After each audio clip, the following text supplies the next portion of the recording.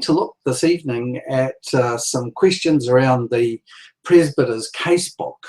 And just while folk are getting ready for that, let me just do one minor adjustment. And thanks for that. What we're going to ask initially is things about pastoral constraints. If we open the Presbyter's Casebook and really want to look at the kinds of real issues that confront people, most times ministers, whether they're lay or ordained, are asking a lot about when people are in distress, and they might say, well, what's the good of agony?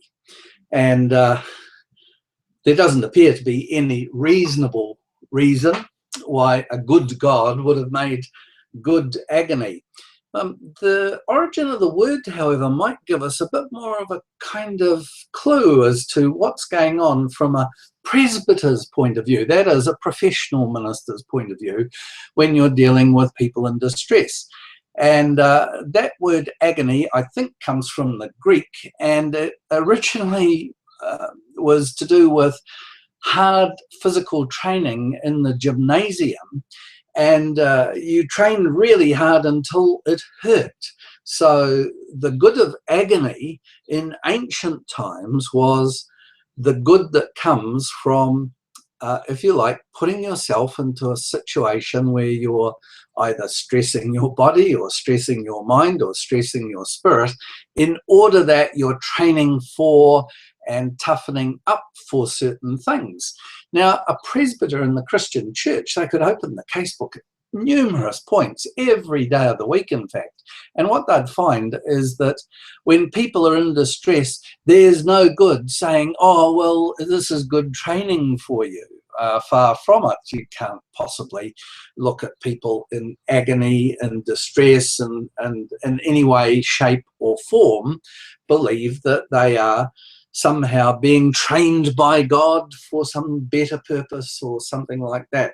And yet, so often, Christian people who honestly believe that somehow the events that shape us, that influence us, are all somehow sent by God, as if God were involved in every physical process in the universe. They make this a kind of be-all and end-all of how they understand suffering, agony, distress in the world. So, as we start to unpack this, let's just take a concrete example. If I can open the Presbyter's Casebook from our service of worship this morning, which was at Trinity at Waihaki, here in East Coast Bays. And in Auckland, the newly beginning minister, the Reverend Ian Faulkner, who was the principal of Wesley College, preached a very good sermon indeed. First time in the worship situation, he's standing in as a supply minister for the next 12 months.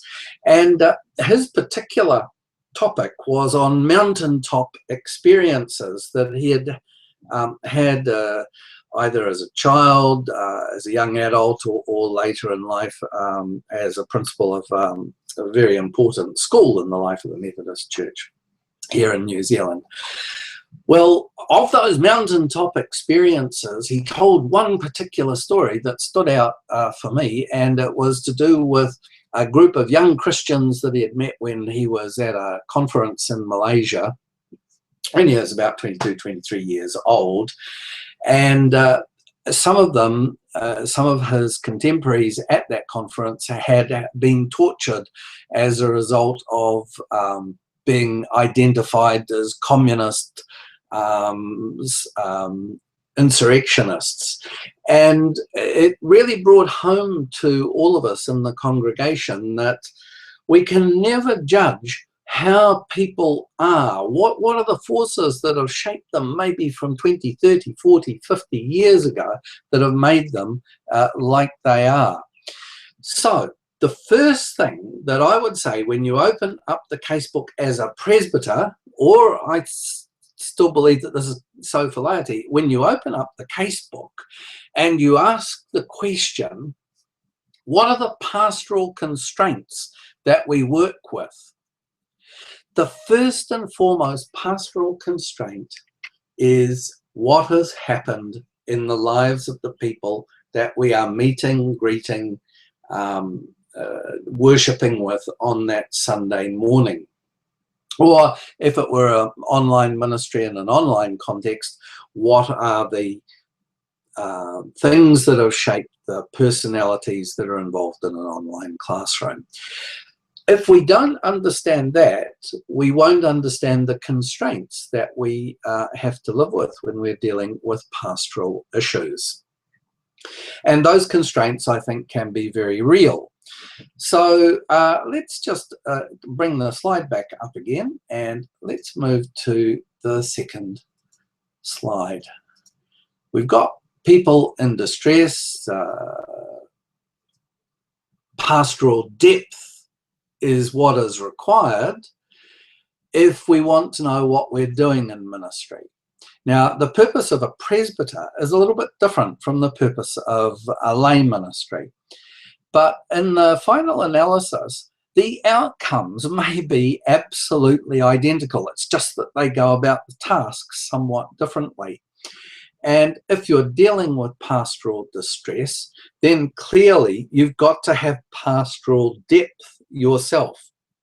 It's like standing at the top of one of those spiral staircases and looking all the way down, and what you could fall to the bottom quite easily. But what we want here is the kind of depth that enables the minister, lay or ordained, to be able to draw on wells of inspiration that are within themselves. Max has asked the question, what are the consequences of a lack of pastoral depth? Let me just bring that question up for highlight, Max. If a presbyter doesn't have pastoral depth, if a presbyter just approaches things always from a shallow perspective without being able to draw on very deep wells of inspiration, they're not likely to meet the needs of the person that they're in contact with. Let's take a practical example.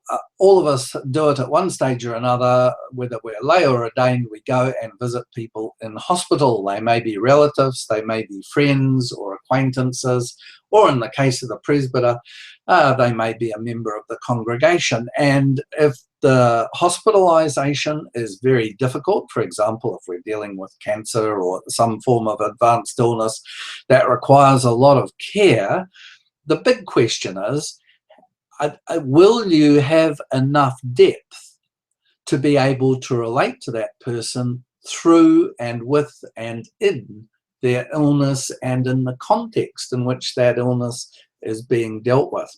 So let me draw on my own experience when I was a very young minister, and what I did when I was at theological college. I was assigned to go to the Reverend Roy Alexander, great teacher, by the way, at Auckland Hospital. He was a chaplain there. And then also a little later on, in fact, with the Reverend Roger Hay, who was chaplain at the, I don't think it was the Mason Psychiatric Clinic then, but prior to that, Oakley Hospital. And what I learned there were the things that I didn't know about myself as a 27, 28-year-old guy training for ministry, so that I didn't have the pastoral depth. I wasn't able to draw on experiences that enabled me to relate well to the people that I was dealing with. So like a hospital chaplain, I had to go and visit people that I had no idea who they were, what their backgrounds were, etc. And how very, very difficult that is for someone who has no prior experience. I think the younger you are, the harder that becomes. So the consequence of not having the pastoral depth when you're dealing with people who are hospitalized is that you don't communicate anything. Let me give a straight out example from the Presbyter's Casebook. I worked with a colleague who believed that one of the great virtues of ministry and pastoral ministry was to be silent and to allow the other person to express their feelings, and just simply reflect back. That's the typical Rogerian scenario, Carl Rogers. And what happened with this guy was that he went to visit a friend of my wife's, who was on the pastoral list, and she had melanoma. She was in her late 20s. She had a couple of children, and she used to hate the visits of the minister. She absolutely loathed the visits of the minister because he didn't say anything. He thought he was drawing on a deep well of experience. She found the silences oppressive. So I think that the consequences are pretty clear there, that he believed he was meeting the needs. He'd had pastoral training. He was a highly intelligent presbyter.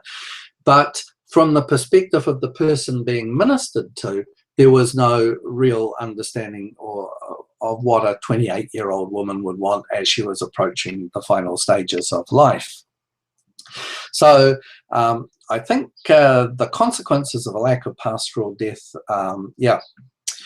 So let me just bring the slide up again, and we're going to move on to the third slide. We said, what's the purpose of a minister?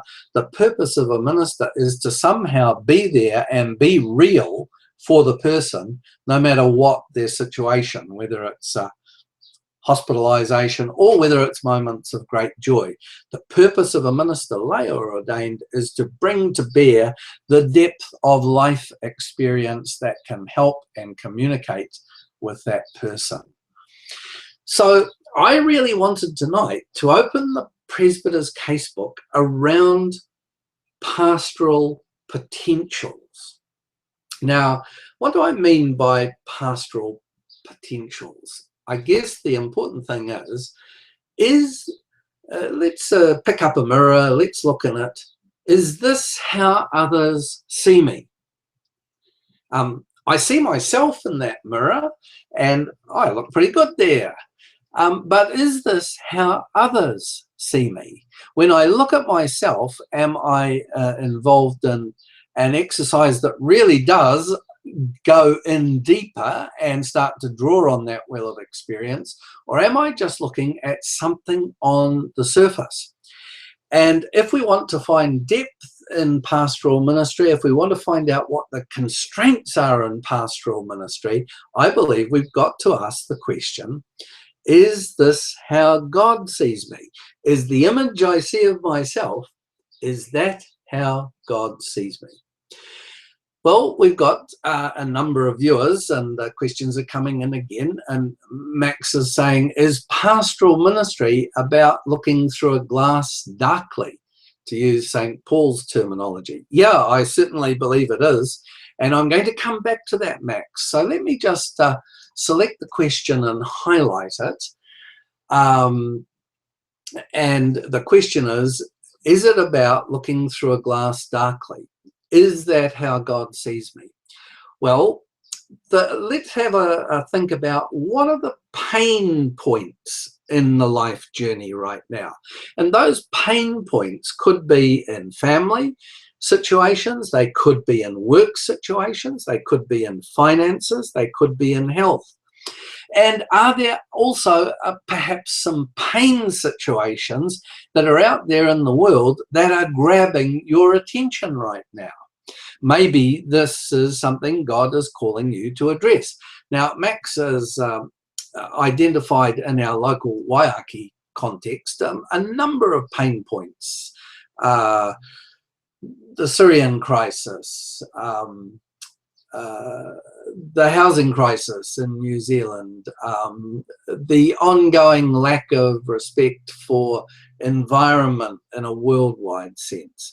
All of these things are grabbing our attention, and Max has been asking, is there something that God might be calling us to address as a group of people?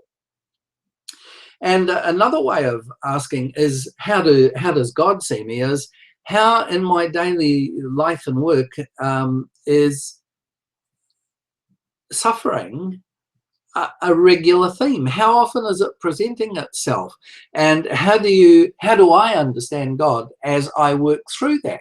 Now, this sounds terrible, doesn't it, in the sense that we've got a big concentration on suffering, but it's not like that at all.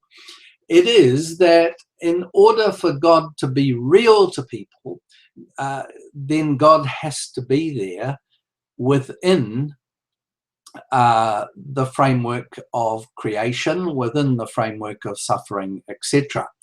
Now, how does God see you in the mirror? You see yourself in the mirror. How does God see you? Is he looking at that surface reflection back, or is God looking at something different? So let me just bring up the next slide. Just bear with me. Here we go.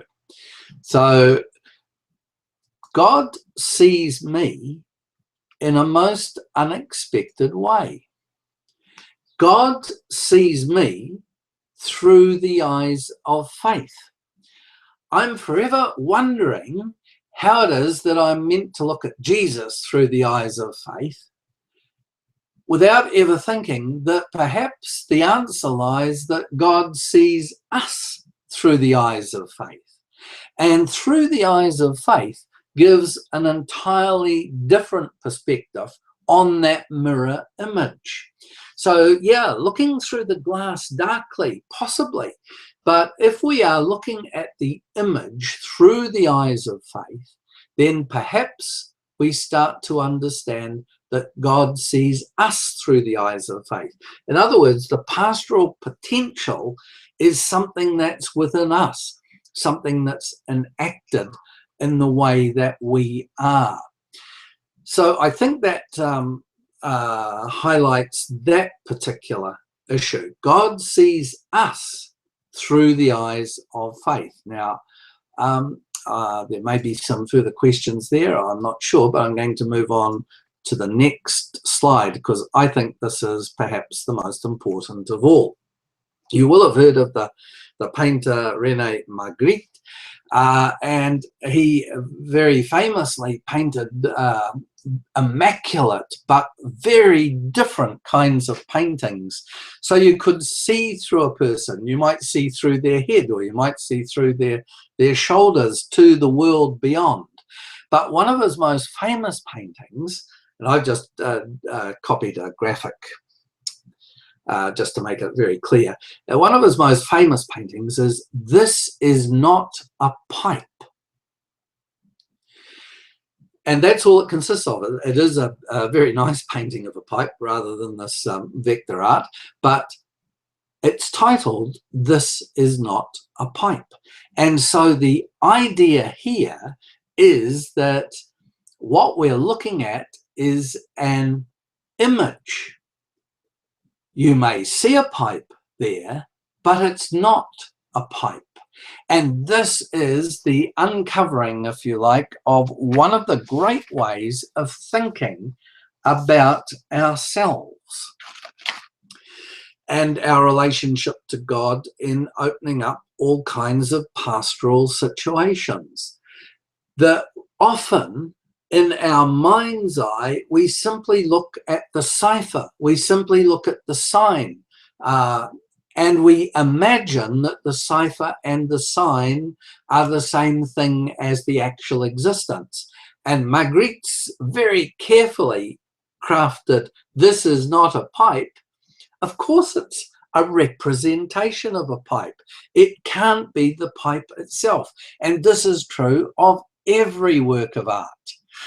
Now, apply that to all the stained glass windows in churches. We've become used to identifying the images in the stained glass as if they were the real situation. Think of all the television shows and all the plays and all the films. We become used to thinking of that as if they were the real situation. And as we discover even in documentaries, there's still been a representation, there's been a makeover, there's been a way of shaping the information so that it isn't actually the reality.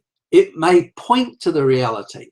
This graphic of a vector doesn't point very much to the reality of a pipe, but Magritte's famous painting, you would swear to heaven that it was a pipe. It's so superbly painted.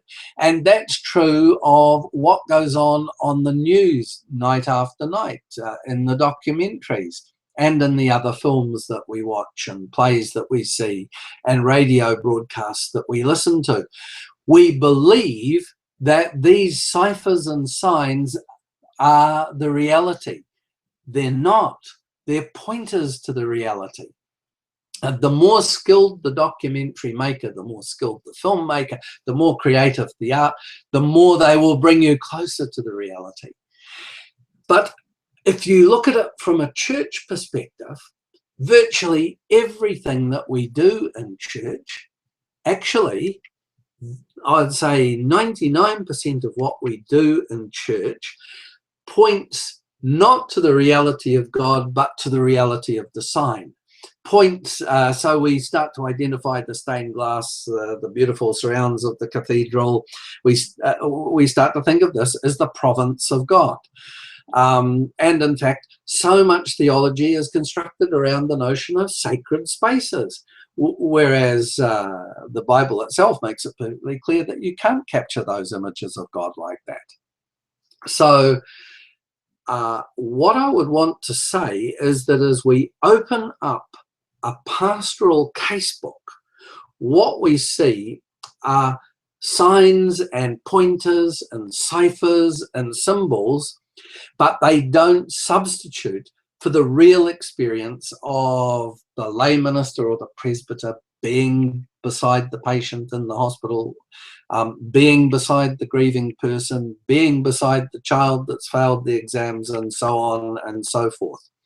And all of those questions about grief are in fact about gaining the depth that enables us to deal with our own senses of grief, our own senses of loss, our own senses of perspective on things, so that we become more effective in ministry with others. Now sharing my screen with you on the Kiwi Connection, and there are a number of things that I'd like to highlight that are coming up in the next week or so that really bring out what I've been talking about in terms of opening the pastoral casebook. So I'm at my particular page, dashboard, and when I look for my groups, let's just find my groups.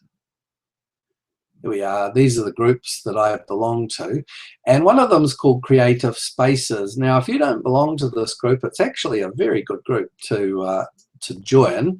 Creative Spaces has a number of pages associated with it. For example, art and craft, and you can look at Joan O'Connor's gallery. And if I want to get back, I just click that little icon, Creative Spaces, and the book club and forums are starting to open up. And here are some of the forums from last year that I was able to rescue when we lost our funding for Kiwi for 6 Senses and had to open up Kiwi Connection. We couldn't bring all the forum posts with us, but I've got a few that are collected there. But in the meantime, we're now looking at a new book, The Evolution of Everything. And Stuart Mannins has been doing a great job summarizing, as usual. And we got a little comment there about the evolution of mind. Many people talk of a self or a mind as if it was separate from the body, but the self is no more in charge of a body than steam is in charge of a kettle. Okay, so he's quoting from the author Matt Ridley. Matt Ridley's book is open to a fair bit of critique, but if you want to read Stuart's full entry, just click on where it said that, and now you can read his different journals, and you can add comments to them as you go along. So that's a nice little addition in the book club. Now, to get back to Creative Spaces, I'm in book club here. I just need to click on Creative Spaces, and we come up with more things that are going on. Cinema and YouTube. And you can see here we've got a list of who are the people that are presenting in YouTube or in Cinema Addicts. We've got myself, we've got Clive Dyson, the Kiwi toy maker. You can get to his YouTube channel. You've got Dave Hallam. Whoops, I haven't put the link into Clive's. Probably comes off his Facebook page. We've got Stuart McAdam, and I put together 16 little videos where we talked about the creative process. So here are some more ways of opening up the Presbyter's Casebook. Let's have a look at this one, which is about music. And here are some of the musicians that we've got currently in Kiwi Connection. Dave Hallam, you can look at his YouTube video. Philip Garside's been putting together various songs. So if I go to Philip's pages, what we're seeing here is page 4 of 6. He's got new poems coming in all the time. And I think in this particular one, you can actually play an MP3 recording of that poem. Oh, not quite picking it up at present, but that's because of the broadcasting here as well. We've got Jonah and the Whale and the Worm, which Stuart and myself, Colin Gibson, Anne Gray, we all put this together some time ago. So there we are. Dorothy Willis, learn about Dorothy's songwriting. So there's quite a bit going on in the muso section. Philip Garside is a publisher, and you can look and learn about Philip's publishing work there. Let's come back to Creative Spaces. And there are resources starting to open up, and the whole resource Stations of the Cross is just about to be published again for the 4th time, I think it is, and so on and so forth. It's taking me some time, but all of the major festivals of the Christian year will be covered fairly extensively.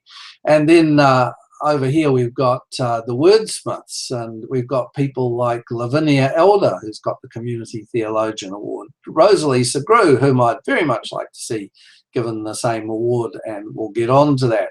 Stuart's got it. All of these people have got. All you've got to do is click the link and it'll take you through. There is Lavinia's wonderful composing and painting the edge of the universe.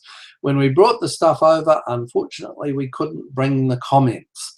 So if you'd like to just paddle around in Kiwi Connection and find different people, and don't be afraid to comment on their pages. Now I'm going to stop sharing at that point, and let's just come back into,